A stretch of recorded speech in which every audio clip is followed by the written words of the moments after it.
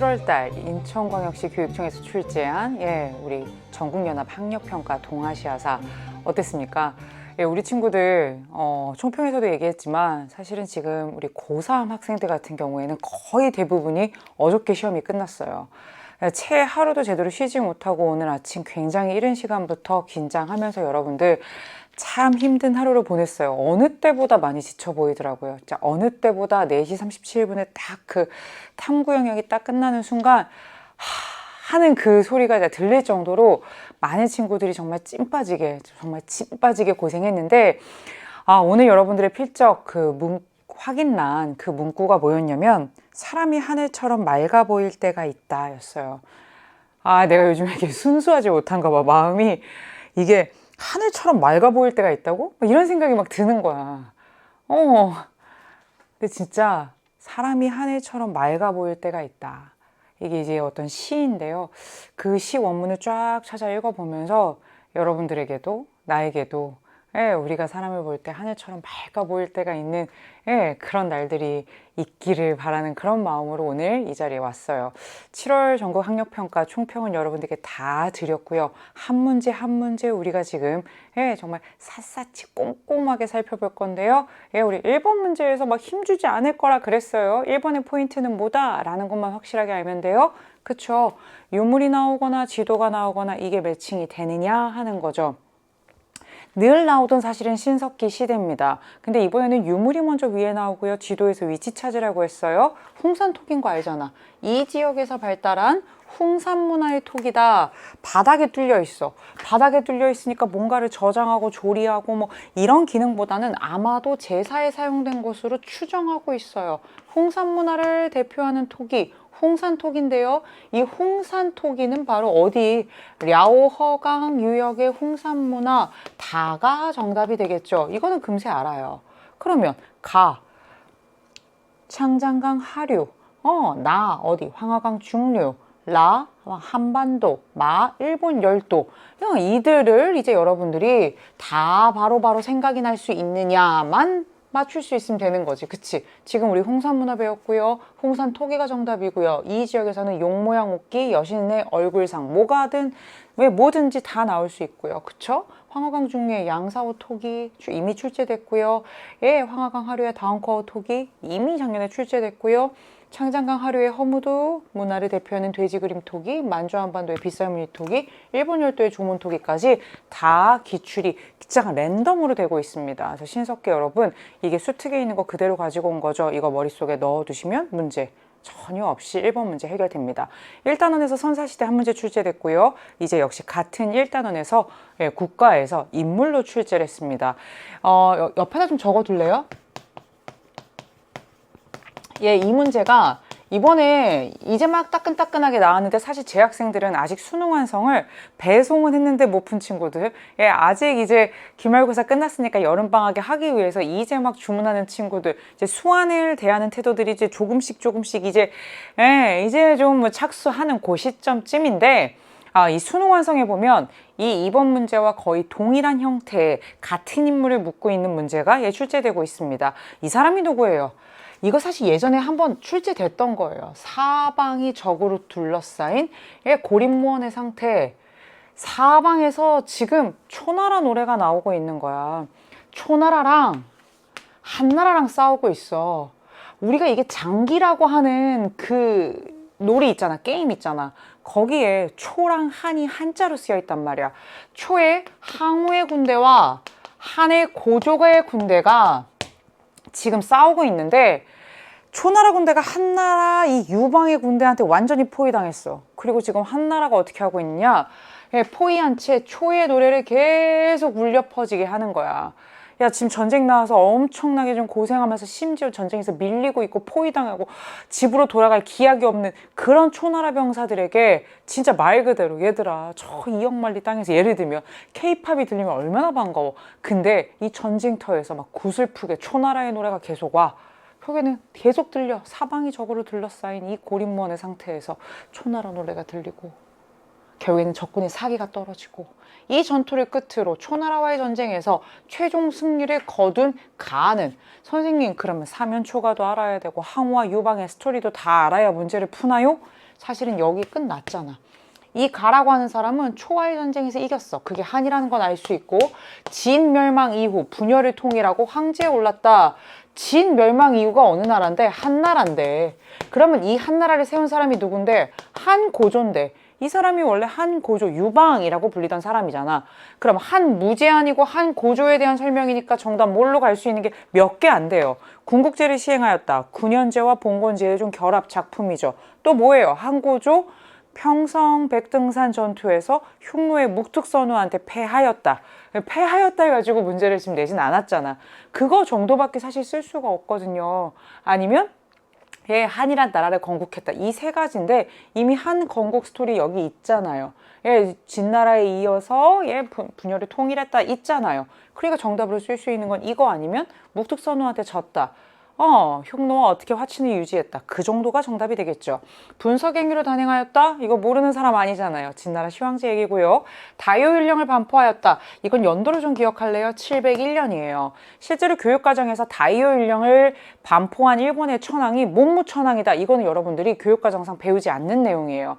인물로 물어봤기 때문에 이 인물을 다 매칭하고 싶겠지만 실제로 몸무천황은 가르치는 사람들은 알 수 있지만 여러분들이 교육과정에서 이렇게 만나게 되는 뭐 유명한 효무천황 이런 천황은 아닙니다만 예, 실제로 이게 701년에 반포됐다라는 건 여러분들이 좀 알아야 되겠습니다. 그리고 이 내용은 너무나 중요하죠. 장건을 서역에 파견한 사람 한나라 무제의 얘기고요. 베이징에 자금성을 건설하였다. 이거는 명나라 영락제 얘기가 되겠습니다. 그래서 여러분 정답 한나라 고조에 대한 설명 정답 1번이 되겠네요. 3번으로 갑시다. 가국가에 대한 설명으로 옳은 것은 입니다. 2번은 인물을 물어봤고요. 3번은 국가를 물어봤어요. 이 3번 문제는 역시 1단원 문제라고 볼 수 있어요. 1단원에 국가의 성립이 나오잖아요. 거기 사실 3대장이 진나라, 한나라, 흉노인데 지금 이 문제는 흉노를 묻고 있어요. 아주 첫 번째 줄부터 대놓고 물어보고 있죠.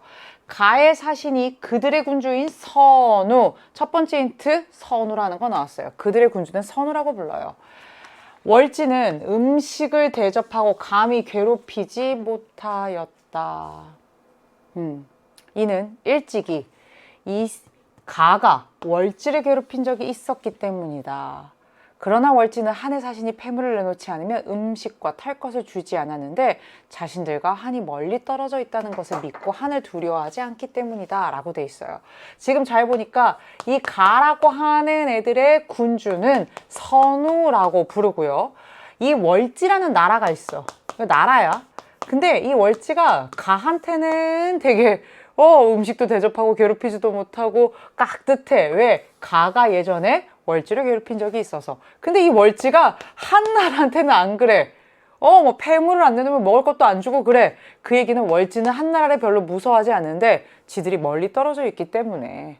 그러면 결국에는 월지를 줬어요. 이 나라가 되게 셌을 때 이 월지를 공격한 적이 있고요. 이 나라의 군주는 선우래요. 이 두 가지 힌트를 가지고 알 수 있는 건 바로 뭐예요? 자신들의 군주를 선우라고 부르는 국가, 그리고 월지를 공격하고 뭐 동호를 복속한 적이 있는 그 센 나라, 그 나라가 어디다? 흉노라는 걸 알 수 있어요. 예, 여러분 수능 개념, 수능 특강, 수능 완성까지 선생님이 계속해서 가르치고 있어요. 큰 1단원의 두 번째 꼭지가 선사시대 다음에 국가의 성립인데 선우 아래 우굴도우, 좌굴도우, 뭐 우방, 좌방, 우연왕, 좌연왕 이렇게 이어지는 바로 요 핵심이 바로 뭡니까? 예, 흉노예요. 그래서 원래 흉노 문제가 나오면 요 묵특선우, 흉노, 그래서 방금 전 2번에서 풀었던 한고조와의 관계 이런 식으로 많이 출제가 되었는데 지금 이 문항에서는 바로 2번에서 한나라 고조 백평성 이미 한나라 고조가 나왔는데 또 내지 않잖아. 그러니까 흉노가 선우를 지도자로 두고 있고 월지를 공격한 적이 있다라는 내용을 통해서 뭐예요? 바로 4번 요 정답까지 그대로 이어가고 있죠. 그래서 여러분 뭐예요? 흉노는 선우와 선우 아래 좌연왕, 우연왕을 두었다. 이거 모르면 못 푼다 그랬잖아. 골품제를 시행한 나라 신라고요. 낙랑군을 축출하였다. 은근히 선지로 자주 나오는데요. 한국사에서도 몇 번 본 적 있을 거예요. 고구려 4세기 미천왕 때 낙랑군을 축출합니다. 안남도읍을 설치한 거는 베트남 북부 지역에 설치하는데 지역은 그렇고요. 누가 설치하느냐? 당나라 때 7세기 679년에 설치합니다. 남명간지와 북명간지를 실시하였다. 이거는 육모에도 출제가 됐었죠. 여러분 이게 바로 뭐예요? 우리 남추밀원 이거 배웠었잖아요. 남명간지, 북명간지, 북추밀원, 남추밀원 이거는 다 거란, 요에 대한 설명이 되겠고요. 요의 이원적 통치 체제에 대한 설명이 되겠습니다. 4번으로 가보도록 할게요. 역시 국가를 물어보고 있습니다. 이거는 2단원이에요. 2단원이 인구 이동 단원이에요. 그래서 막 그 5호 내려오고 그로 인해서 한족 밀려 내려가고 그래서 여기는 5호 16국 시대 여기는 이제 서진 멸망하고 동진으로 내려가서 송제, 양진 이렇게 이어지고 이 위에는 이 5호 16국 시대를 누가 통일한다? 북이가 통일해. 그리고 그 북이가 화북 지역을 통일한 것뿐만 아니라 수도를 평성에서 러양으로 옮겼어요. 누구 때요? 효문제 때요. 5세기 말 효문제 줬고요. 효문제가 평성에서 러양으로 수도 옮긴 거는 정말 수십 회에 걸쳐서 지금 모평과 수능과 학평에 출제되고 있어요. 근데 아빠가 순행으로, 그러니까 순행이라는 게 결국엔 자신이 다스리는 천하를 둘러본 행위인데 어쨌건 수도를 비우는 거잖아. 그러니까 믿을 만한 자신의 아들에게 어떻게 한 거야? 러양의 방비와 각종 제사를 맡기고 가는데 이 아들인 원수는 싫어요. 러양이 싫어요.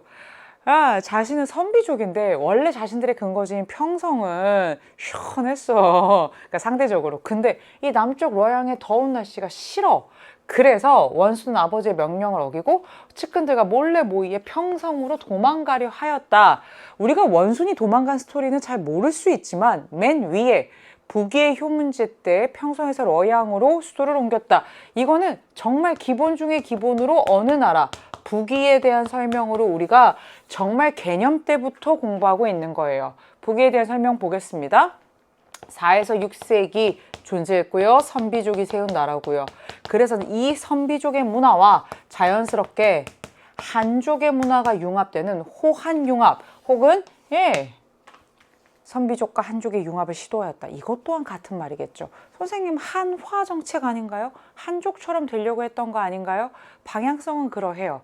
근데 어떤 민족과 어떤 민족의 문화가 완벽하게 이렇게 그냥 복속되는 게 아니라 자연스럽게 이들의 지향점은 한화였을 수 있지만 자연스럽게 이들의 문화와 이들의 문화가 결합되고 융합되고 둘 다 사실은 남는 부분들이 분명히 존재하겠죠.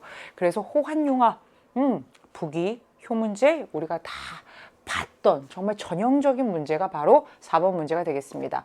남비에서 멸망시킨 건 기원전 111년 한나라 무제. 사고존서 편찬 이거 출제된 적 있죠? 이거 바로 나와야 돼요. 바로 나와야 돼요. 기출문제 진짜 수능 거 봤으면 나와야 됩니다. 청나라 걸륭제 때 경사자집 이거는 바로 직전 기출에도 출제가 됐습니다. 송첸칸포에게 문성공주를 출가시켰다. 이것도 자주 나오는 선지죠. 당나라 누굽니까? 태종이라고 하는 황제 때고요. 7세기가 되겠습니다. 호라즘을 정복하여 비단길을 장악하였다. 이것도 자주 나오죠. 이건 몽골의 누굽니까? 헷갈리지 마세요. 칭기스칸에 대한 설명이 되겠습니다. 그래서 여러분 정답 뭘로 간다? 3번이 되겠네요. 4번입니다.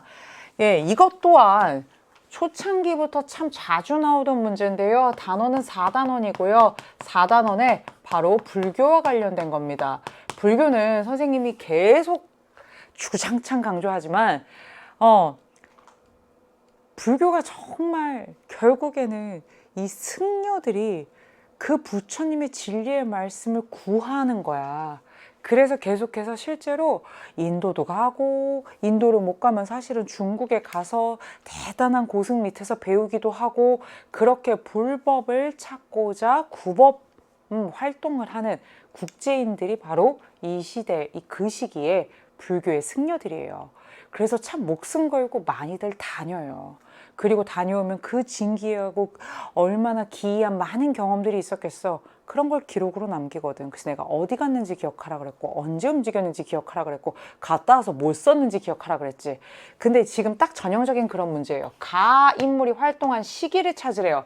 이 승려가 엔닌인지 감닌인지 현장인지 또 중요한데 그게 언제인지도 아는 것이 지금 이 문제의 포인트가 되겠습니다. 입당구법 순례 행기에 기록된 가라고 하는 인물의 이동 경로예요.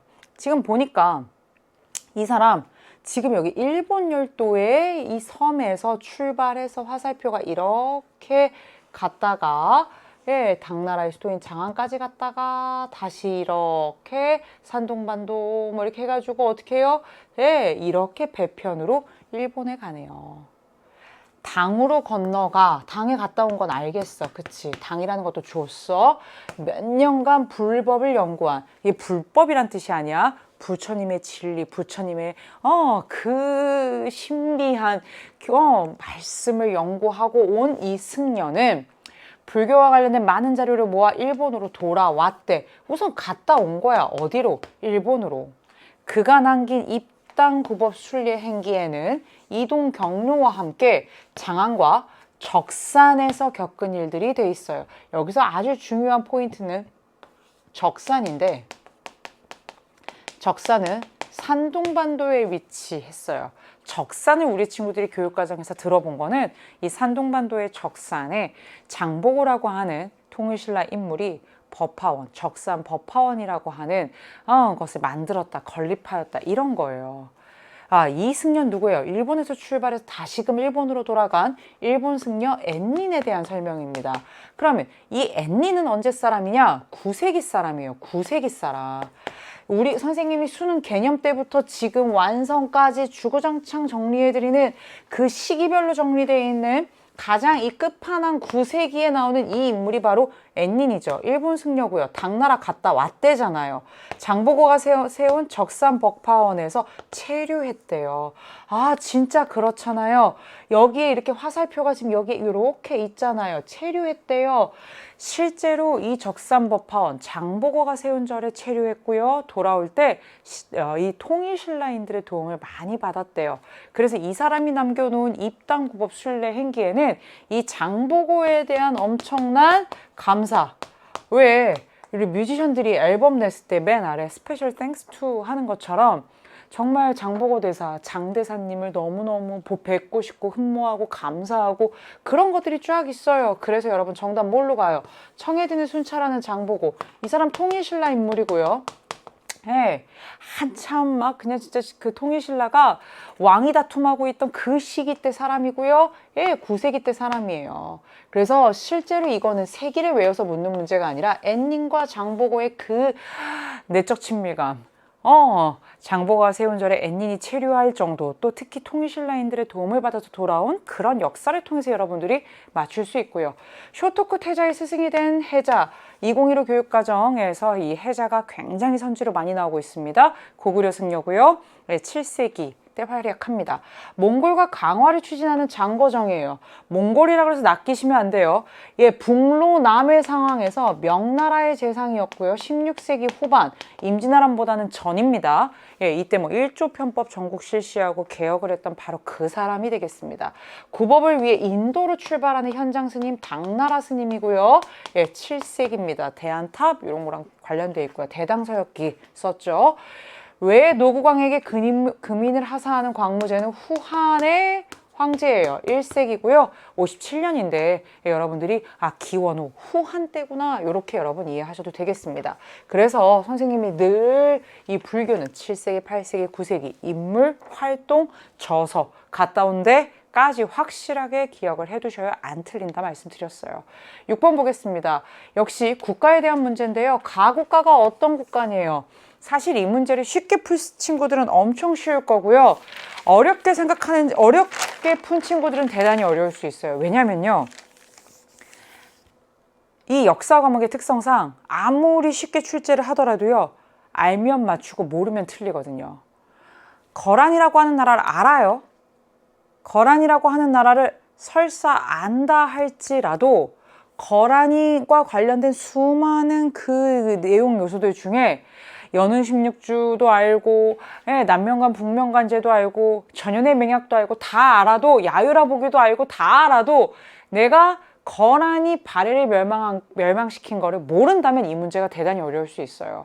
근데 사실 지금 7월까지 와 있는 친구들이 거란을 적어도 한 바퀴 수능 개념에서 한 번, 수특에서 한 번 정도라도 정리를 했다면 이 거란이 뭐 했습니까? 발해를 926년에 어떻게 해요?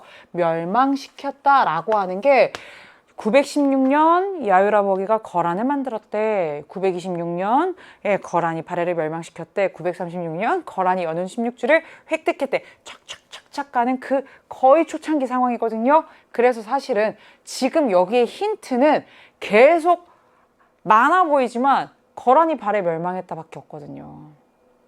그래서 이거를 알면 O면 무조건 맞추는 문제고 X면 틀릴 수도 있는 문제인데 926년 바로 거란에 의해 발해가 어떻게 됩니까?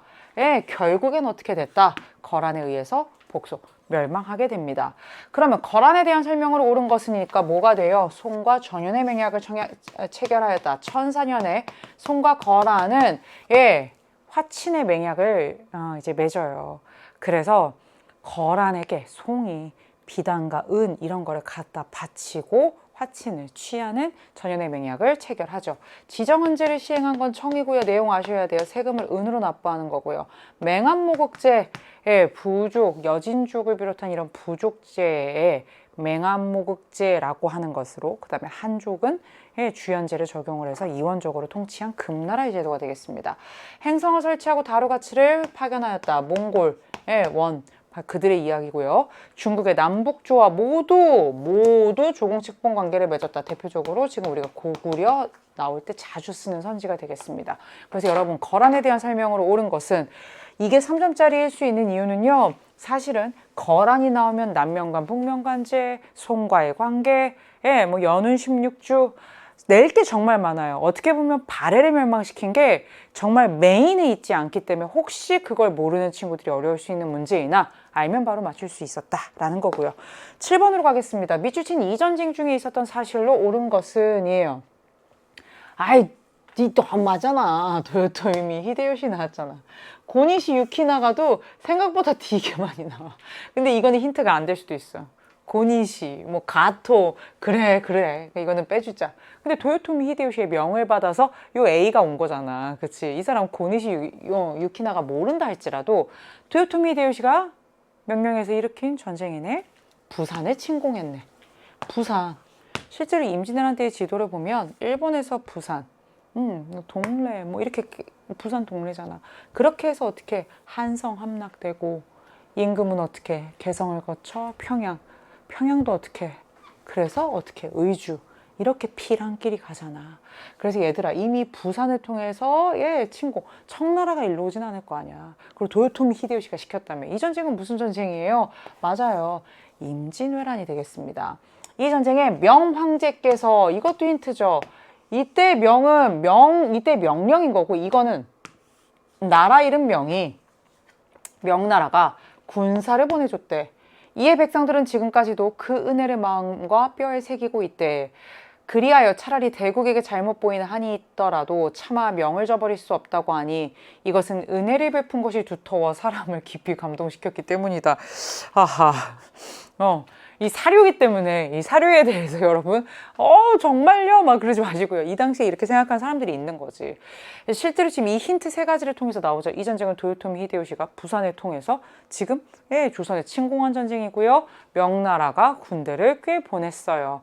그래서 조선 사람들 중에 일부는 뭐예요?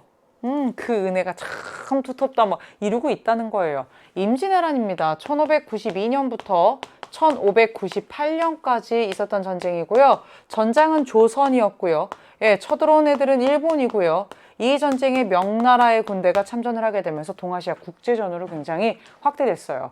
근데 이 임진왜란이라고 하는 전쟁을 우리가 공부하다 보면 꼭 1597년에 정유재란을 조금 나눠서 좀 설명을 합니다. 선생님 임진왜란 중에 분명히 포함되는 거긴 한데 왜 그런가요? 왜 그러하냐면 이 전쟁 중에 어떻게 됐어요?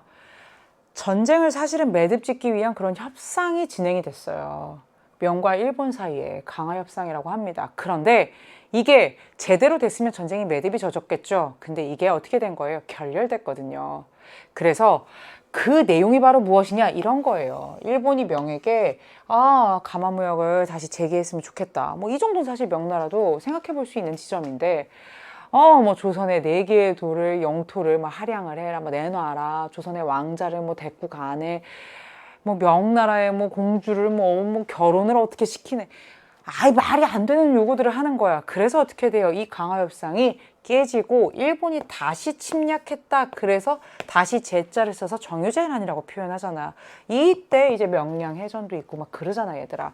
그래서 실제로 이 전쟁 중에 있었던 사실로 이 전쟁, 임진왜란 선지로 상당히 자주 나오는 게 이 강화협상의 그 여러 가지 내용 중에 무언가예요. 여러 차례 출제된 적이 있고요. 학평에 뿐만 아니라 모평에도 출제가 된 적이 있는 선지가 되겠습니다. 기후약조가 체결되었다 1609년이죠. 예, 일본과 조선이 다시금 어떤 식으로 무역을 재개할 것인지와 관련된 무역과 관련된 내용을 지금 담고 있고요. 토목부에서 이런 변이 일어났어요. 어떤 변이 일어났어요? 예, 명나라의 황제가 몽골 부족의 일파인 이제 오이라트부에 말 그대로 포로로 끌려가는 일이 생겼죠. 모문룡이 가도에 주둔하였다. 상당히 중요합니다. 예, 정묘호란의 배경 중에 하나가 되죠. 실제로 1622년부터인데요. 이게 광해군 거의 끝 지점이에요. 광해군이 1623년에 폐위되기 때문에 광해군 거의 말에 그 다음 바로 인조죠. 예, 실제로 명나라의 장수 모문룡이 많은 군대와 함께 광해군 말기에 가도에 들어가서요. 인조 때까지 꽤 오랜 시간에 1620년대 거의 끝까지 그렇게 주둔하고 있습니다. 그래서 정미호란과 관련해서 여러분들 자주 등장하고요. 윤관이 별무반을 이끌고 여진을 정벌하고 동북 지역에 9개의 성을 쌓은 게 1107년이거든요. 이건 고려 때 얘기니까 여러분 정답 뭘로 간다? 임진왜란 4번으로 가면 되겠습니다. 8번 문제입니다. 8번 문제는 이 막부에 대한 설명이 어려운 게 아니라 지금 베트남 호이안을 가지고 일본의 막부 문제를 내는 약간 좀 자료나 이런 것들이 낯설 수 있어서 그래요. 호이안 처음 들어봤어요. 괴로워할 거 없어요. 사실 호이안도 여러분 6단원과 관련된 그 막 유럽의 여러 나라들이 동아시아에 진출한 지도에 보면 다 베트남의 표시는 돼서 나오는 중요한 사실은 무역항인데요. 그걸 가지고가 아니라 이 베트남 호이안에 일본의 흔적이 있대. 그럼 일본 애들이 왔다인 거잖아. 그거를 알고 보자. 국제무역항으로 번성했던 이 베트남의 호이안. 베트남 꽝남성 호이안이라고 대놓고 주잖아. 일본 상인들의 마을이 형성돼 있을 정도로 많이 왔었다라는 거지. 그러나 슈인장 무역을 허용하던 이 막부가 그러니까 슈인장 무역을 허용했던 막부가 누군지를 보면 돼. 이 막부가 크리스트교 확산 등을 이유로 해금 정책을 실시했대. 이 막부 특징 2개 나왔어요. 슈인장 무역을 했었고요. 크리스트교 확산 때문에 이제는 막아버렸대요. 그래서 어떻게 해요? 일본인 다리로 불리는 내원교 이거 가지고 문제 푸는 거 아니고요. 호이안 갖고 푸는 것도 아니고요. 솔직히 얘기해서 바로 뭐예요? 슈인장 무역을 허용했던 막부가 뭐야? 그리고 크리스트교 확산 때문에 해금 정책 못 나가 했던 막부가 뭐야? 하는 거예요. 이 막부는 바로 뭐예요? 에도 막부예요. 에도 막부. 한번 볼까요? 예, 여러분 1603년에 도쿠가와 이에야스가 에도 막부를 수립하잖아요. 그게 이때예요. 그리고 여기 지금 보여요? 이게 여러분 수능 개념부터 선생님이 계속해서 보여줬던 바로 이거예요. 이 에도 막부가 슈인장 무역을 해요. 슈인장 무역이 바로 뭐였습니까? 붉은 도장으로 허가를 받은 그 허가증이 있는 상인들만 이렇게 바다로 나가서 베트남 호이안까지 가서 뭐 할 수 있는 거야? 상행위를 할 수 있는 거야. 그게 슈인장 무역이야. 근데 그나마 그것도 어떻게 했어? 1635년까지고 1635년에 그냥 금지시켜버려. 이유는 사실은 뭐냐면 이것 때문이야. 크리스트교 확산. 이렇게 나간 상인이나 다이묘들이 자꾸 크리스트교 세력이랑 이렇게 결탁하거나 컨택하는 모습들이 보인단 말이야. 막부가 크리스트교를 탄압하고 금지해요. 그러면서 해금까지 가요. 크리스트교도들 그리고 또 이 크리스트교를 포교한다는 이유로 실제로 포르투갈 상인들의 내항까지 완전히 금지해버리는 게 1639년입니다. 용모에 이어서 역시나 요 비슷한 시기 바로 요 시기에 있었던 막부가 뭐냐 가지고 문제를 풀고 있는데요. 그렇다면 이거는 딱 요 슈인장 무역 시기만 물어본 게 아니라 막부를 물어봤기 때문에 1603년부터 1868년까지 존재했던 17에서 19세기까지 존재한 에도 막부에 대한 설명으로 옳은 것을 가버리면 돼요. 기억부터 보겠습니다. 내상, 만상 등 사상이 활동하였다. 어려운 선지지만 맞죠? 만상은 의주만상이고요. 내상은 부산 동래를 거점으로 해서 활약했던 상인인데, 내상은 부산 쪽이니까 일본과 뭐 인삼 이런 걸로. 예, 그 다음에 실제로 요 만상은요, 의주만상이에요. 청과 역시, 예, 또 인삼, 뭐 이런 걸 가지고 지금 활동하고 있는 조선 후기의 대표적인 사상이 되겠습니다. 산둥반도에 발해관이 됐다라는데, 발해관은 발해의 사신들이 당나라에 가서 묵었던 숙소가 바로 발해관이에요. 적어도 발해의 사신들이 중국의 당나라에 가려면 발해는 존재해야 되죠. 발해가 7에서 10세기까지 존재하는 나라예요. 그러니까 우선 이건 아니죠. 산둥반도에 발해관이라고 하는 발해 사신의 숙소가 있었다. 이거는 당나라 때, 그리고 발해가 존재할 때 가능한 얘기겠죠. 디귿 보겠습니다. 홍타이지가 조선의 군신 관계를 요구했어요. 근데 조선이 그거를 거부했어요. 그래서 일어난 전쟁이 뭐예요? 병자호란이잖아요. 17세기의 상황이죠. 그러니까 이거는 가는 에도막부 시기랑 겹치죠. 리을, 센코쿠 다이묘들이 조총을 활용하여 각축을 벌였다.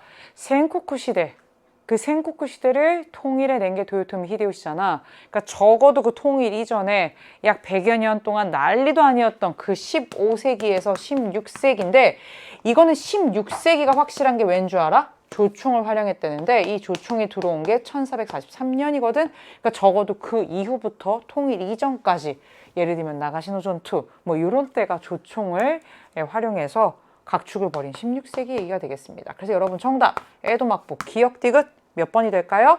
2번으로 가면 되겠습니다. 됐어요? 여기 다 있잖아. 다 있잖아, 얘들아. 도쿠가와 이에야스가 에도막부 수립한 거, 슈인장 무역하다가 그나마도 그리스도교 때문에 금지한 거, 포르투갈 상인들 내항을 아예 금지한 거, 그래서 네덜란드 상인들에게만 나가사키 대지마 네덜란드 상관을 통해서 무역한 거 다 여기에 있어요, 여러분. 다 정리했던 거예요. 정말 수능 개념, 수능 특강 한 텀씩만 돌렸으면 풀 수 있는 문제들이에요. 틀렸다고 우리 자책은 하지 말아요. 기말고사 때문에 사실은 동아시아사를 좀 돌아볼 시간이 많지 않았다는 걸 충분히 압니다. 대신 여름방학에 우리 이제 제대로 하는 거예요. 9번 보겠습니다. 나 같으면 사실은 이 문제는 조금 어렵다라고 느낄 수 있어요.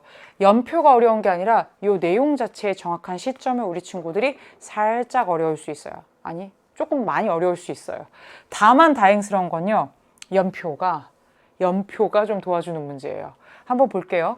화북을 차지한 청이 점차 남쪽으로 세력을 확대하자 반청 운동의 반은 반대하다야. 더 쉽게 얘기하면 안티 싫어 이거야. 반청 운동의 거점을 확보하기 위해 타이완에 도착한 정성공, 사람이야. 네덜란드군의 질란디아 요새를 공격하기 시작했다. 약 9달간의 전투 끝에 네덜란드군은 항복하였고 모든 재산을 질란디아 요새에 남겨두고 물러났다. 예, 네덜란드군은 바타비아로 떠났고, 이게 지금의 인도 아니고 인도네시아의 자카르타에 대한 얘기가 되겠고요. 이 바타비아는 수능에 단독으로 나온 적이 있죠. 네덜란드는 하여간 절로 떠났고요. 정성공이 타이완을 장악했습니다. 이게 사실은 선생님이 천계령 설명할 때는 한때 막 연도 외우라고 그랬어요. 1660년대부터 1680년대까지 타이완의 바로 정씨 세력, 정성공과 정경 이렇게 가는 그 정씨 세력들이 장악을 한 게 이때다인데, 네덜란드가 원래 이 타이완 섬을 자신들의 거점으로, 무역의 거점으로 삼고 좀 장악을 하고 있다가 1662년에, 그러니까 61년부터 공격을 해서 62년에 사실은 네덜란드인들을 몰아내요. 그래서 여러분 타이완 여행 가보면, 쌤도 여기를 다 이제 가보고 막 하는 건데, 가봤는데 네덜란드 흔적도 꽤 있고요.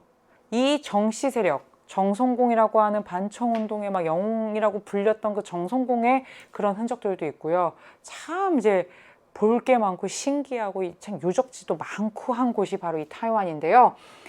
실제로 정확하게 62년이다 이걸 모른다 할지라도 반청운동을 하고 있는 거고요.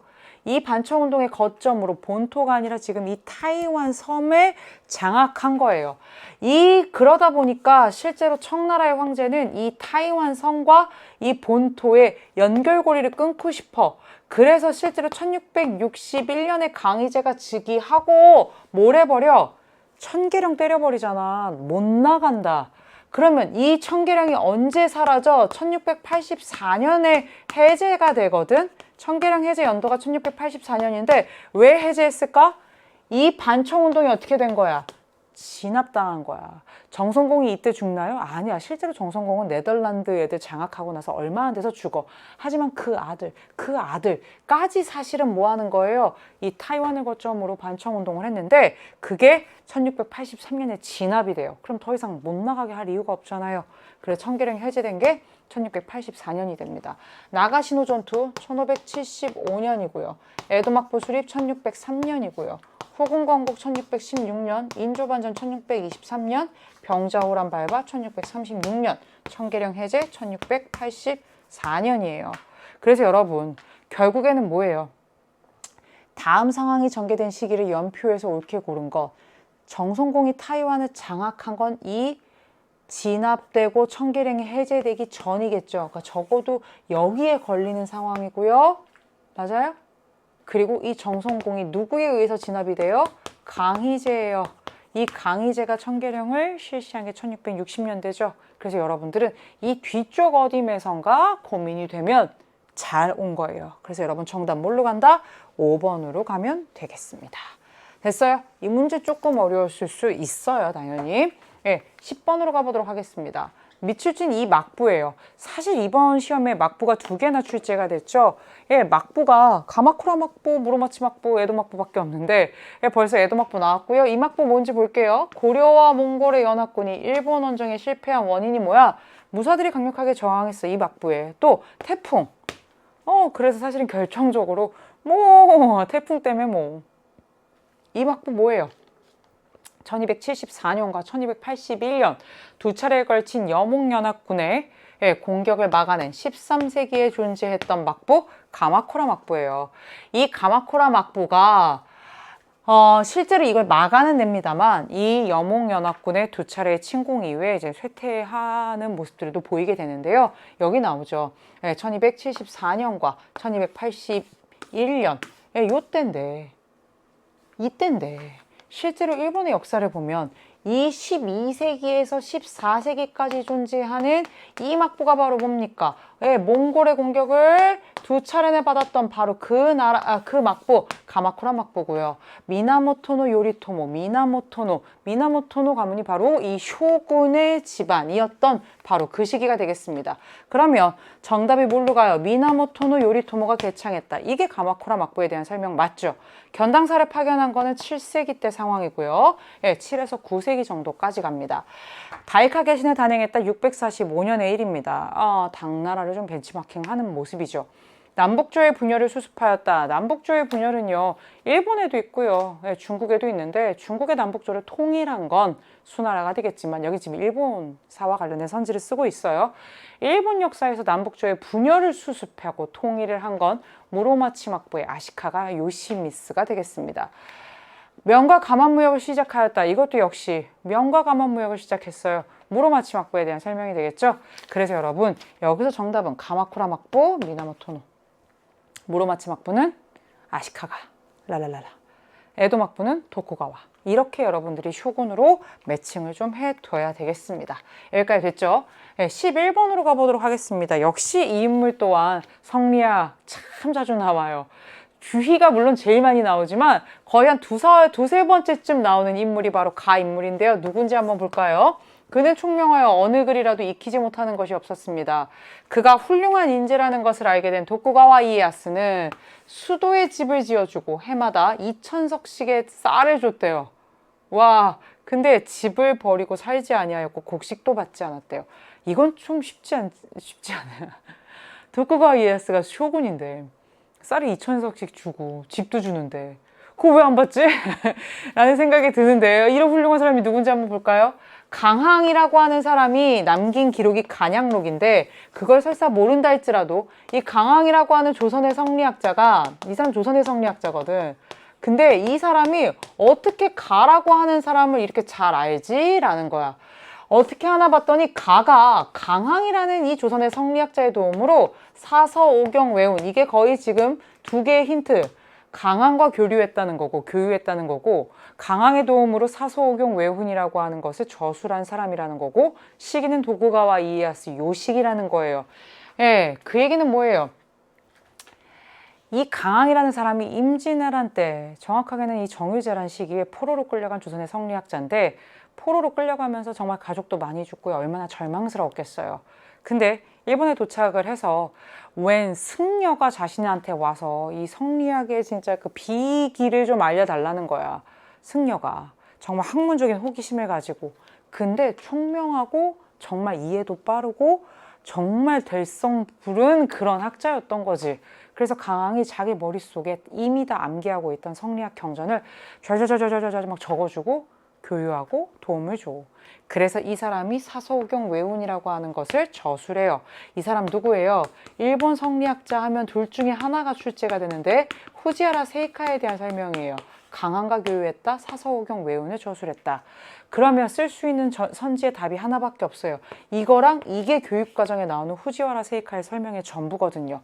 그럼 마지막 세 번째가 바로 무엇이냐? 이 후지와라 세이카의 대단한 제자가 하야시 라잔이라고 에도막부의 의례를 제도를 정비한 바로 그 사람이에요. 쓸 수 있는 답이 그거밖에 없다 그랬어요. 그쵸? 하야시 라잔에게 성리학을 전수하였다. 몇 번으로 가요? 네, 4번이 정답이 되겠습니다. 강항과 교유했다. 사소경 외운을 저술했다. 하야시 라잔이란 제자가 있다. 이게 쓸 수 있는 1, 2, 3 다 나온 거라고요. 그래서 여러분 정답 4번이 되겠습니다. 해체 신설을 편찬한 건 에도막부 시기에 이게 지금 난학이잖아요. 예, 스키타 겐파코. 예, 그 해부한 거. 그거 번역한 거죠. 백운동 서원을 건립하였다. 조선의 주세붕, 풍기군수 주세붕에 대한 설명이 되겠습니다. 서원에 대한 거니까 성리학이랑 연결이 되는 건 맞죠. 고려만국 전도를 제작하였다. 1602년 마테오 리치가 되겠습니다. 마테오 리치 문제는 바로 직전 시험에도 천주시리, 기와 원본과 함께 그렇게 출제가 되고 있죠. 하야시 라잔에게 성리학을 전수하였다. 이게 후지와라 세이카에 대한 설명이고요. 공자맹자 시대의 유학으로 복귀를 추구하였다. 고학에 대한 설명이 되겠죠. 역시 에도막부 시기에 유행했던 고학에 대한 설명이 되겠습니다. 그래서 여러분 정답은 4번으로 가면 되겠네요. 12번입니다. 가에 대한 설명으로 옳은 것만을 보기에서 고르라는데 실제로 은이 그동안 안 나왔어요? 나왔었잖아요. 은 문제 나왔는데 또 나오는 거예요. 이화미 강산 한동안 엄청나게 많이 출제됐어요. 전 세계 생산량의 3분의 1에 달했던 16세기 말 17세기 이와미 광산, 나중에 인나이 광산, 일본의 광산 얘기가 엄청나게 많이 나오는데요. 이 광산은요, 은이에요. 은광이에요. 은 매장은 원래 많아요. 근데 그 매장된 은을 캐면 그게 순수한 은이 아니잖아요. 뭐예요? 불순물들이 막 같이 있단 말이에요. 이거를 순수하게 재련해내는 기술은 사실은 비용이 상당히 많이 들어서 은 매장이 없어서가 아니라 그게 정말 계산이 이게 뭔가 이문이 남을 수 있어야 하는 거잖아. 근데 기가 막힌 재련법이 16세기 1503년에 조선에서 발명돼요. 근데 조선에서 발명된 이 회치법이라고 하는 순수하게 은을 가성비 좋게 분리해내는 방법이 언제요? 일본으로 1533년에 기술이 유출되게 돼요. 그러니까 일본이 결국에는 이 회치법을 알아요. 연은 분리법이라고도 하고요. 회치법이라고도 해요. 생각보다 이게 가성비도 좋고요. 불순물도 잘 분리가 돼요. 그러면서 사실은 이와미 강산의 은 이제 캐면 되지. 이거 사용하면 되니까. 16세기 말 일본의 대무역 관련 자료를 전시하고 있다 어쩌다인데 이거 가지고 지금 얘기하는 게 아니라 세계 3분의 1에 달하는 엄청난 모의 생산, 은 생산 어떻게 가능? 회치법이라고 하는 기가 막힌 기술의 도입 때문에 가능한 거죠. 그러면 은에 대한 설명으로 옳은 것은이에요. 그럼 쓸 수 있는 선지가 되게 많거든요. 명나라 일조편법, 청나라 지정은제. 또 뭐가 있어요? 또 뭐가 있어요? 에스파냐나 포르투갈 얘기를 하면서 은 얘기도 할 수 있죠. 그쵸? 특히 에스파냐, 갈레온 무역과 관련해서 은선지 쓰죠. 또요. 나중에 이 은 때문에 결국에는 편무역 관계였던 청나라와 영국 사이에서 영국이 계속해서 무역수지 적자를 보니까 어떻게 했어요? 삼강무역을 통해서 인도산 아편을 청나라에 보내고 이 청이 그 대가로 은을 지불하게 되면서 어떤 문제가 생겨요? 그 삼강무역으로 인한 중국의 아편 문제 그리고 은 유출 문제가 생기게 되죠. 그래서 여러분 은을 찾으면 되는데요. 정답 이미 나왔어요. 니은 1조 편법에서 세금 납부에 사용되었다. 명대 은으로 세금을 납부하고 있다. 니은 맞고요. 아이고 니은 맞고요. 기억 외관을 통해 일본에 수출하는 주요 상품이었다. 우리가 수출을 하는 상품이라고요? 우리가요? 외관을 통해서 일본에 수출한 주요 상품으로 가장 인기 있었던 거는 에도에서 굉장히 비싸게 가격을 받을 수 있었던 인삼이 대표적이고요. 일본이 이만큼 생산이 있기 때문에 실제로 은을 수출하지 않고 우리가 인삼을 보내면 그 대가로 사실은 은을 지불하는 그런 형태의 모습을 보이죠. 디귿, 아편 밀무역 증가로 영국에 유출되었다. 아편에 중독된 사람들이 결국에는 아편을 계속 찾으니까 어떻게 돼요? 그거를 대가를 지불하는 거잖아. 그렇게 해서 영국으로 은이 유출된다. 니은 디귿 다 맞죠? 송에서 대량으로 수입하여 화폐로 유통된 것은 동전입니다. 이게 늘 은 문제에 정말 늘 은 문제에 오답으로 나오는 바로 그 아이가 이 리을 동전에 대한 설명이 되겠어요. 그래서 정답은 니은과 디귿이고요. 이게 몇 번입니까? 3번에 가면 딱 있네요. 13번입니다. 13번 살짝 별표 칠게요. 이게 7단원이고요. 7단원에 보시면 여러분 서양 문물의 수용이라고 되어 있는 단원이 있어요. 여러분이 9월 모평에선 안 틀릴 거예요. 여름방학에 한 바퀴 돌리고 나면요. 여러분들이 연표도 외우고요. 특히 7단원에 나오는 뭐 신보 발간 1872년, 도쿄에서 요코하마 철도 처음 운행 1872년, 경인선 개통 1899년 막 외워요. 근데 아직은 안 될 수 있어요. 그래서 지금 이거 틀린 거는 괴로워할 거 없어요. 근데 이게 뭔 의미인지는 아셔야 돼요. 가봅시다. 양력을 널리 쓰기 위해 다가오는 음력 11월 17일을 양력 1월 1일로 삼았으니 올해 음력 11월 17일 이후에는 내년도 예산으로 새로 편성할 것입니다. 말이 대단히 어려워 보이지만 다 필요 없고요. 11월 17일 이 날부터를 다음에 1월 1일로 삼겠다는 거예요, 지금. 지금 살짝 날짜가 좀 빠져버렸어. 그러니까 음력으로 쓰다가 어떻게 한 거야? 이 날을 기점으로 해서 이거를 지금 양력 1월 1일로 삼는다는 거예요. 언젠가 한 번은 그렇게 한 시점이 있겠죠. 이게 바뀌니까. 그러면 결국에는 지금 뭐예요? 태양력이라고 하는 게 어떻게 된 거예요? 도입이 된 거예요. 어느 나라예요? 내각 총리 대신이 김홍집 씨예요. 그러니까 뭐예요? 조선 얘기인 거예요. 문제 쉬워져요? 아니 안 쉬워요. 미안해요. 안 쉬워요. 심플해지는 거지. 조선의 태양력이 도입된 해가 언제게? 라는 거예요. 이거 연도는 몰랐는데 한국사 지식 갖고 풀었어요 하는 친구가 있더라고요. 뭔 말이냐? 을미개혁이 생각이 난 거야. 을미개혁의 가장 주된 내용이 뭐냐면 태양력 사용과 단발령이야. 우린 단발령을 통해서 많이 알고 있잖아. 근데 이 을미가 가보년 다음에 을미사변, 을미개혁 그때잖아. 이게 1895년이야. 가보 1, 2차 개혁이 있고 3차라고 얘기하는 그 개혁이 바로 을미년에 있었던 을미개혁인데요. 이 해는 1895년이 되겠습니다. 그러면 이 문제는 1895년에 있었던 일을 골라라는 거예요. 여권 통문이 발표되었다? 어려운 거 맞아요. 하지만 이게 안 나온 건 아니었어요. 이게 1898년 어떻게 출제가 됐었느냐? 한양이라고 하는 서울, 한양, 북촌의 여성들이 여성도 교육을 받아야 된다라고 해서 양반 여성들이 발표한 여성의 교육과 이런 얘기들을 했던 거예요. 한양으로 출제가 된 적이 있어요. 지역 문제로. 타이완이 일본에 할양됐다. 이게 무슨 조약이에요? 시모노세키 조약이에요. 무슨 전쟁의 결과예요? 청일전쟁의 결과죠. 1895년입니다. 그래서 여러분 시모노세키 조약만 아시면 사실은 찾으려면 찾을 수 있어요. 경인선 개통식이 거행되었다. 대한제국대조 1899년. 이건 나중에 여러분들이 외우게 될 거예요. 걱정 안 해도 되고요. 광저우에 공행이 설치되었다. 이거 청나라 얘기잖아요. 청나라 얘기. 18 18세기 상황입니다. 18세기 중엽에 공행이 설치가 돼서 어떻게 했어요? 이 광주어회에서 공행을 통해서 이제 서양 상인들은 무역을 할 수 있도록 그렇게 가고 있죠. 대일본국제국 헌법, 메이지 헌법이라고도 하죠. 1889년에 제정되고요. 이 헌법에 따라서 의회가 만들어진 게 그 다음 해가 되겠습니다. 그래서 어려운 문제지만 1895년에 해당하는 거 청일전쟁의 결과 체결한 시모노세키 조약, 그 내용인 바로 타이완 뭐예요? 할양된 내용 2번이 정답이 되겠네요. 14번으로 가보도록 하겠습니다. 가왕조 시기 동아시아 문화에 대한 설명으로 옳지 않은 것은 이에요. 여기 막 메타버스 어쩌고 저쩌고 뭐 아바타 나오지만 모르는 스타일이에요. 형식이 참신할 수는 있어요. 온라인 축제. 아, 선생님 이거 한번 해봤거든. 메타버스에서 그 아바타 그 뭐지?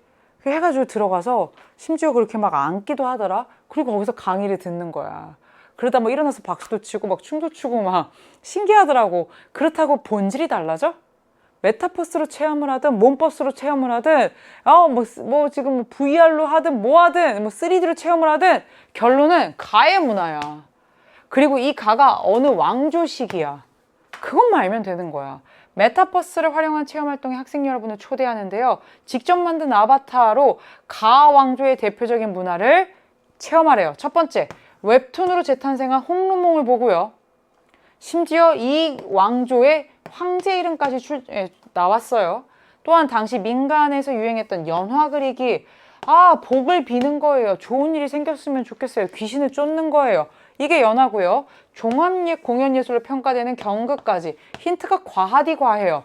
경극, 연화, 홍루몽. 홍루몽은 청대 조설근이라고 하는 사람이 쓴 엄청난 소설이에요. 연화, 이게 귀신을 내쫓고 복을 바라는 그냥 그림이야. 경극은 뭐야? 베이징의 오페라라고 불렸어. 베이징을 중심으로 해서 종합 공연 예술이에요. 다 청대의 문화를 얘기하고 있어요. 그러면 가라고 하는 왕조는 청이고요. 이것을 다시 한번 컨펌해 주는 게 뭐예요? 청나라의 전성기 군주 3대장 중에 한 명인 권룡제까지 출제되고 있죠. 그러면 이게 그냥 청이야, 얘들아. 청은 후금에서 사실은 시작은 하지만 나라 이름이 청이었던 건 이때부터고 언제까지 가요? 1912년까지 가요. 그 중화민국 수립하고 그 청왕조 문 닫잖아요.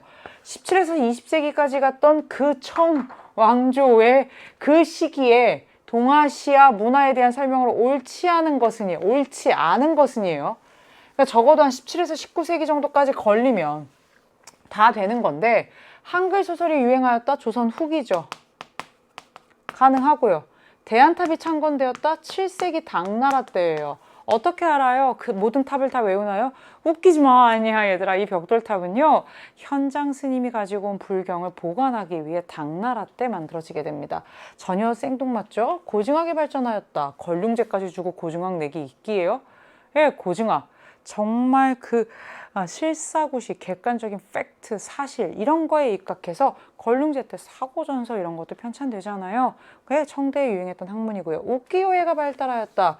우키요에가 뭔데요? 예, 채색목파나 에도막부식의 존인문화를 대표하고 있죠. 데라코야가 확산되었다. 우리로 얘기하면 서당과 비슷한 사실은 되게 기초적인 그런 학문들을 가르치는 에도막부 시기에 역시 존인문화가 발전하면서 어떻게 돼요? 굉장히 크게 확산된 게 바로 데라코야가 되겠습니다. 혼자 지금 7세기 당나라 때 얘기하고 있는 옳지 않은 것 몇 번이 되겠습니까? 2번이 되겠습니다.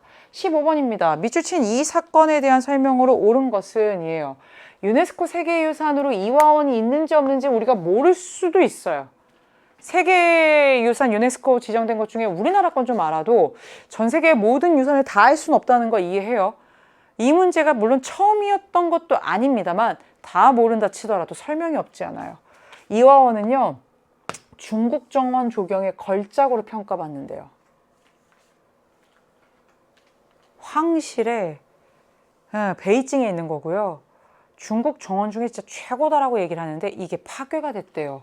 서구 열강에 의해서 파괴됐대요. 근데 누가 재건했냐면 서태후가. 서태후 자주 나와요. 서태후 변법자강운동을 변법자강운동 실패의 원인으로 서태후와 맨날 보수파가 반발하여 나오는 그 서태후예요. 황제의 후궁이었는데 자기 아들이 황제가 됐고 그 다음에는 자기 동생의 아들이 황제가 되면서 아주 그냥 몇 대에 걸쳐서 실질적으로 진짜 실세 여자 그 사람이 서태후예요. 근데 잘 보세요. 1899년 산둥에서 시작된 이 사건을 진압하기 위해 출병한 8개국 연합군에 의해 다시 한번 파손되었습니다.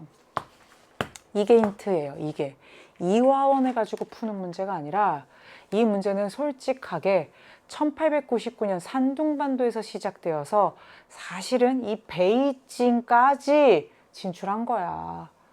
그게 무슨 사건이야? 의화단 사건이야.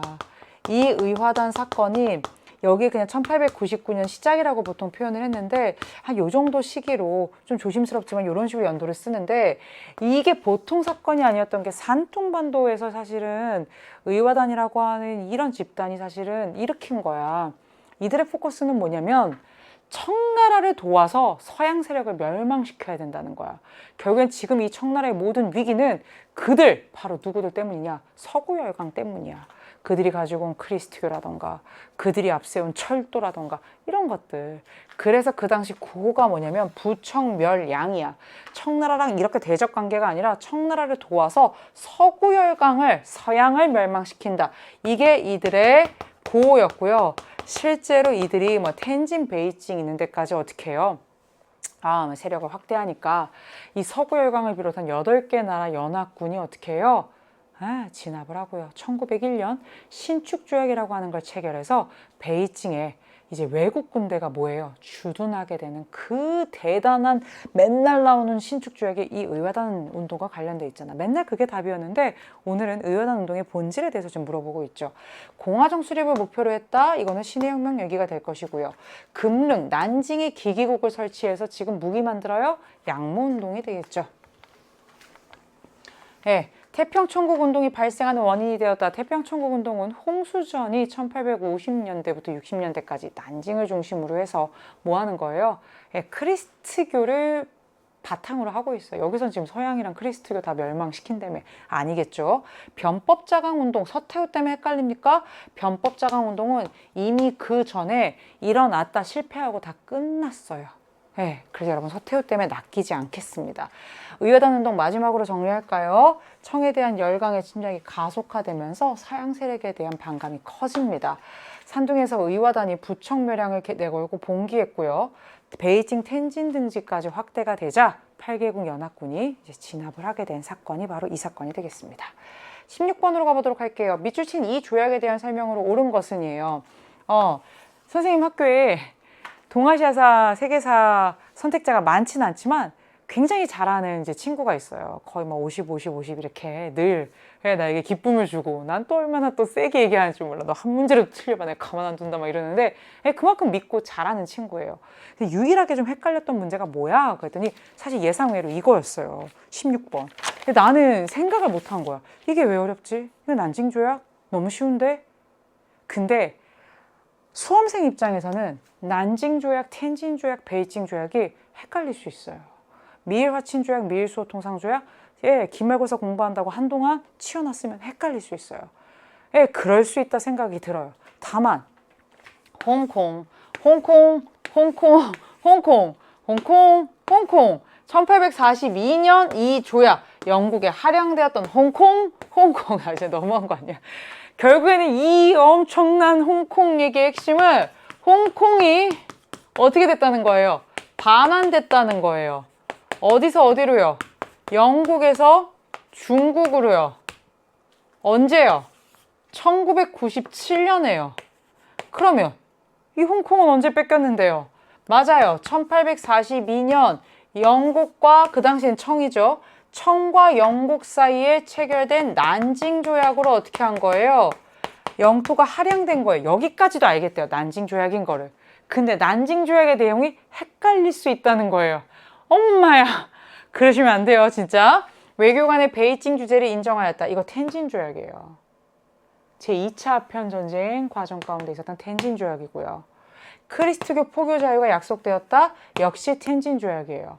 선생님, 그럼 베이징 조약이 뭐예요? 이 텐진 조약의 내용을 비준한 것이 바로 예, 1860년 베이징 조약이에요. 텐진 조약이 1858년이거든요. 그리고 이것을 비준한 것이 1860년 베이징 조약이 되겠습니다. 야, 텐진 조약이 두 개니까 우선 답은 아닌 거잖아. 그렇게 해서라도 제낄 수 있어야 돼요. 페리 함대의 무역 시위로 체결되었다. 이게 일본 에도 막부 시기에 처음으로 맺은 미일 화친 조약, 1854년 바로 미일 화친 조약에 대한 내용이 되겠죠. 맨 처음 맺은 거. 베이징의 외국군의 주둔을 허용하였다. 이게 1901년 바로 앞에 문제랑 연결됩니다. 예, 이게 의화단 운동의 결과 신축 조약의 핵심 내용입니다. 그렇다면 정답 뭘로 가요? 상하이 등 5개 항구의 개항을 포함하였다. 이게 난징 조약의 핵심이에요. 네, 상하이, 광저우, 5개 항구. 이거 맨날 외우는 거잖아. 제일 북쪽이 상하이, 광저우, 여기 동남에 하나 5개. 이게 난징 조약의 핵심이고요. 뭐예요? 공행무역 폐지고요. 홍콩 할양이고요. 이게 난징 조약이에요. 됐어요? 외우셔야 돼요. 외우셔야 돼요. 이거 모르면 몇 단원으로 가시면 돼요? 7단원으로 가서 여러분 하셔야 되겠습니다. 제1차 편전쟁 여기 나오잖아. 홍콩 할양, 상하이, 광저우 등 5개 항구, 예, 공행무역 폐지, 예, 이 추가 조약을 통해서 영사재판권 최고국 대우까지 허용한 그런 예, 내용이 되겠습니다. 됐습니까? 17번 가보도록 할게요. 이번에도 무슨 전쟁을 찾으라는데요. 이 전쟁의 결과 예, 체결된 조약이 포츠머스 조약이래요. 그래서 정치적 균형은 일본 쪽으로 완전히 기울어졌대요. 이제부터 청국과 만주 지역의 주민들에게 미칠 일본의 영향력은 우리에게 좋지 않은 결과를 가져올 것입니다. 게다가 일본이 우리 다롄과 리순을 뭐한대요? 차지하면 남만주의 경제를 전적으로 장악하게 될 것입니다. 포츠머스 조약의 결과 일본이 리순과 다롄을 차지한대요. 포츠머스 조약의 내용에 그런 게 있죠. 랴오뚱 반도에 있는 리순과 다롄의 조차권을 갖는다. 남만주, 철도 이권. 그 다음에 북위 50도 이하의 살린 섬에 대한 권리. 그리고 러시아와 일본 전쟁에서 일본이 승리한 거니까 적어도 이제 극동아시아 지역, 동아시아 지역에서 대한제국을 비롯한 이 만주 지역에서 영향력은 일본이 이제 이거구나 라는 거죠. 포츠머스 조약은 1905년에 체결된 조약으로 러일 전쟁을 매듭 지으면서 체결된 거죠. 1904년부터 1905년까지 있었던 러일 전쟁의 결과 결국에는 러시아는 이제 대한제국에서 손을 떼게 됩니다. 이게 1905년에 전쟁이 끝나죠. 포츠머스 조약도 1905년에 맺어지게 되는데요. 다 했어. 2차 영일동맹 맺었고 가스라 테프트 밀약도 몰래 맺었고 포츠머스 조약까지 다 했어. 그러면 이제 대한제국은 뭐야? 맞아. 일본이 이제 독점적으로 뭐 하겠다는 거예요? 하겠다는 거야. 그래서 1905년 11월에 체결한 것이 바로 을사조약입니다. 이게 주권을 뺏은 건 아니에요. 하지만 뭘 뺏었어요? 기억하셔야죠. 외교권을 박탈했고요. 이로 인해서 통감부라고 하는 기구가 설치가 되게 됐죠. 정답은 3번이고요. 루거우 차오 사건의 빌미로 일어난 건 1937년 중일전쟁이 되겠습니다. 아니고요. 삼국간섭이 일어나는 계기가 되었다. 삼국간섭은요. 1894년부터 95년까지 있었던 청일전쟁의 결과 1895년 시모노세키 조약이 체결되었는데 여기에 내용이었던 랴오뚱 반도 할양을 못마땅히 했던 러시아, 프랑스, 독일이 1895년에 했던 것이 삼국간섭이 되겠습니다. 정답은 3번이고요. 4번. 제1차 국공합작은 순원이 살아있었던 1924년에 반제국주의 라는 기치를 든 거죠. 전개 과정에서 일본이 21개조 요구를 제시하였다. 1915년에 중국의 위안스카이 정부에 요구한 건데 이거는 바로 1차 세계대전 중이라고 볼 수 있습니다. 그래서 이 전쟁은 무슨 전쟁이다? 러일 전쟁이다. 이렇게 알아두시면 되겠네요. 18번입니다. 18번 뭐예요? 다음 뉴스가 보도된 시기를 연표해서 옳게 골라보래요. 양국이 합의했는데 그 양국이 나오죠. 중국과 일본이고요. 아이고 이거 중요한 거 나왔네요. 중일공동성명. 중일공동성명이 그냥 성명이 아니라 뭐냐? 일본과 중화인민공화국이 뭐 한 거예요? 중화인민공화국을 중국의 유일한 합법정부로 승인하면서 중국과 누가? 일본이 국교를 정상화한 거예요. 그 얘기는 타이완 손 사실은 놓고 중화인민국과 손을 잡으면서 중화인민공화국과 일본이 국교를 체결한 거죠. 1972년의 일입니다. 이해가 참 격동의 72년이에요. 이때 세상이 없어서 모르겠지만 엄청나게 동아시아사, 뭐 세계사, 한국사 난리인데 이때 또 동사에서 나올 수 있는 거는 닉슨의 중국 방문이 72년이고요. 이 해에 중국과 일본이 국교를 맺게 됩니다. 얘들아. 중일 공동성명은 9단원에서 선생님이 국교 수립과 관련해서 연도 꼭 챙겨드리는 바로 그 연도가 되겠습니다. 미일안보 조약은 샌프란시스코 강화 조약과 같은 날이죠. 미군이 일본에 주둔하겠다라는 그 내용이었습니다. 제네바 회담은요, 베트남과 관련이 있었죠. 북위 17도를 기준으로 해서 우선은 그리고 2년 뒤에 총선거한다, 그 내용이었습니다. 통킹만 사건이 발발한 건 64년, 이 사건을 계기로 미국이 지상군을 파병하면서 본격화된 베트남 전쟁이죠. 닉슨 독트린이 발표된 건 1969년입니다. 그래서 앞으로 가급적 미국은요, 아시아 문제에 군사적 개입을 하지 않겠다라고 했죠. 파리 평화협정은요, 않겠다 정도가 아니라 이제 베트남 전쟁에서 완전히 미군이 뭐 하겠다? 철수하겠다는 거고요. 미중 국교 수립 방문했다고 바로 체결된 게 아니었어요. 1979년에 미중 국교가 수립이 됩니다. 그래서 여러분 정답은 뭘로 가요? 72년 여기에 들어가면 되겠죠? 그럼 이게 라니까 몇 번이 될까요? 4번. 이렇게 여러분 문제 푸시면 되겠네요. 19번입니다. 19번 동그라미 좀 칠까요? 솔직히 이 7월 학평에서 그렇게 막 대단히 어려운 문제라던가 막 정말 처음 봐요. 그런 것들이 많진 않았어요. 조금 어려운 문제가 그 1895년 을미년 찾는 13번 문제가 좀 어려웠을 수는 있어요. 그리고 정성공 문제도 좀 어려웠을 수 있습니다만 실제로 자료의 어떤 신박함이라던가 막 낯선 사료를 통해서 우리 친구들이 하는 문제들이 많았던 시험은 사실 아니거든요. 근데 미추친 2회의에 대한 설명으로 옳은 것이라고 하는 이 부분은 그동안 워싱턴 회의를 다뤘던 방식과는 그 당시 보통 국제정세를 설명하면서 워싱턴 회의를 많이 물었는데요. 이거 같은 경우에는 미국 상원의원 스펜서가 제작하여 선생님 이거 뭔지 어떻게 알아요? 스펜서 갖고 풀겠어요? 미국 의회 가지고 풀겠어요? 대한민국 임시정부 가지고 사실은 풀겠어요? 아니요. 결국에는요. 여기에 핵심 내용이 나오는데요. 거기까지 가는 과정과 관련해서 그 당시 국제정세가 열강들이 사실은 우리의 독립에 대해서 이렇게 그 누구도 It's not my business 이러고 있구나 라는 것을 알 수 있는 어떻게 보면 우리한테 배움도 줄 수 있는 그런 좀 새로운 자료를 잘 찾은 문제가 될 텐데 스펜서 가지고 푼 문제 아니야? 잘 봐. 한국의 독립이 이 회의에서 논의되어야 한다는 임시정부의 대표단의 주장이 담겨 있는데 스펜서의 도움과 대표단의 노력에도 불구하고 이 회의에서는 일절 다뤄지지 않았다라는 거예요. 그럼 이 회의가 뭔지 보셔야 되는데 첫 번째 헷갈릴 수 있어요. 1차 세계대전의 주요 승전국들은 이 회의에서 여기까지만 보면 1차 세계대전 끝나고 승전국이 이 회의? 파리강화 회의인가? 라고 생각할 수 있는데 한국말 끝까지 봐야지.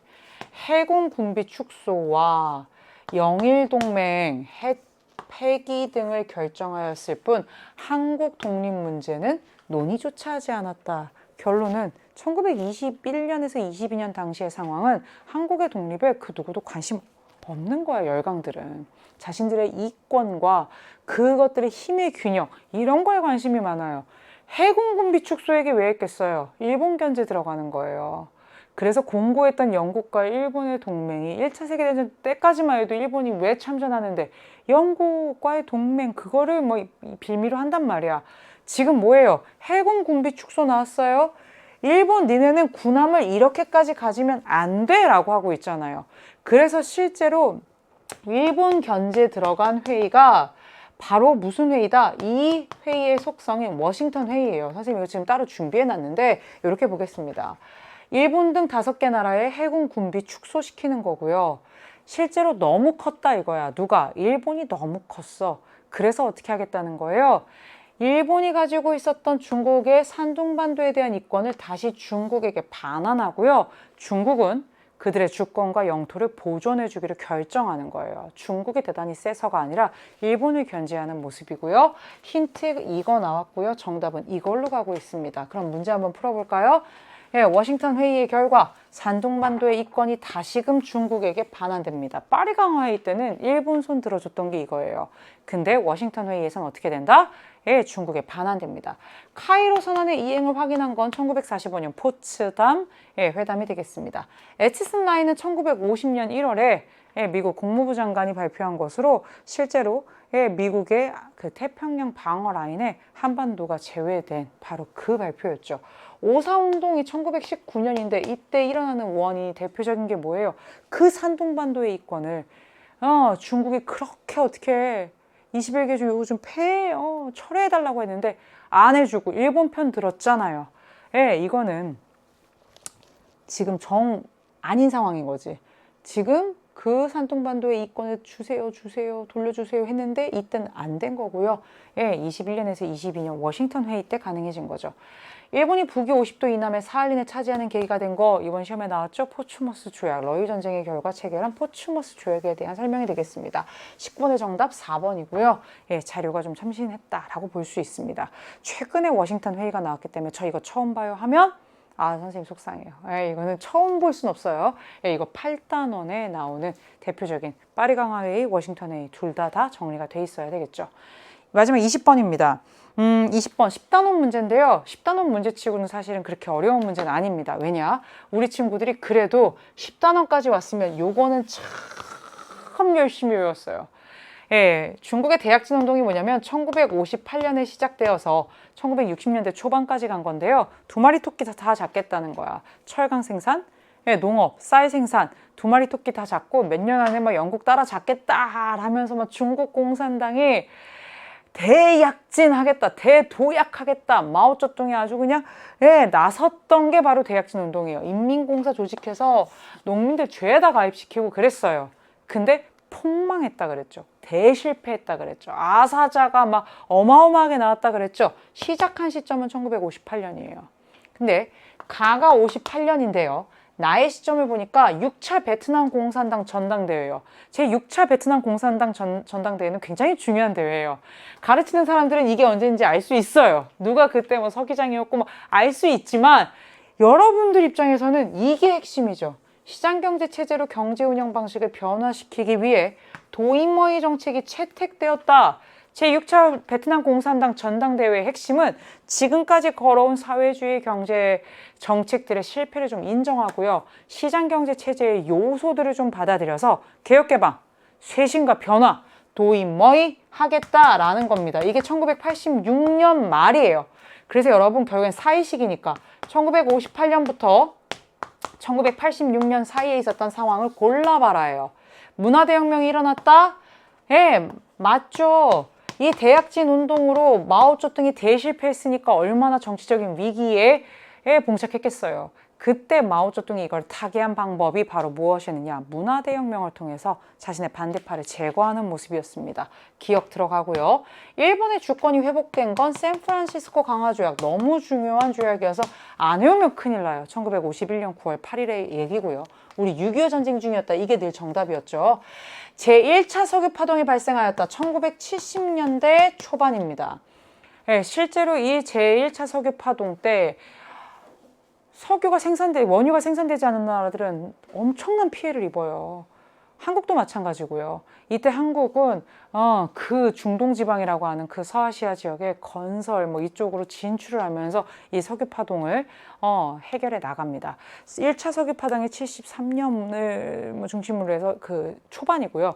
2차 석유 파동이 70년대 말이에요. 79년, 78년 이렇게 얘기를 하는데 79년에 우리 경제 성장률 보면 말도 아니거든요. 1차든 2차든 사실은 이 사이에 다 들어갑니다만 1차는 70년대 초반이 되겠습니다. 요거 디귿도 가능하죠. 타이완의 계엄령이 해제된 건 1987년입니다. 수능에도 나왔었습니다. 그래서 여러분 정답은 뭘로 가요? 86년 이전까지니까 기억과 디귿. 그러면 2번이 되겠네요. 이렇게 해서 여러분들 문제를 다 풀어봤습니다. 7월 학력평가 어땠어요? 공부할 시간이 많지 않았죠, 여러분? 대신에 여름방학 때 어떻게 공부해야 되는지 그 시그널을 잡았다면 그걸로 여러분 7월 전국연합 학력평가는 그 소임을 다한 겁니다. 여러분 틀린 거 확실하게 체크하시고요. 우리 9월 모평 때는 훨씬 더 자신감이 넘치는 상황으로 만나도록 할게요. 끝까지 동아시아사는 EBS.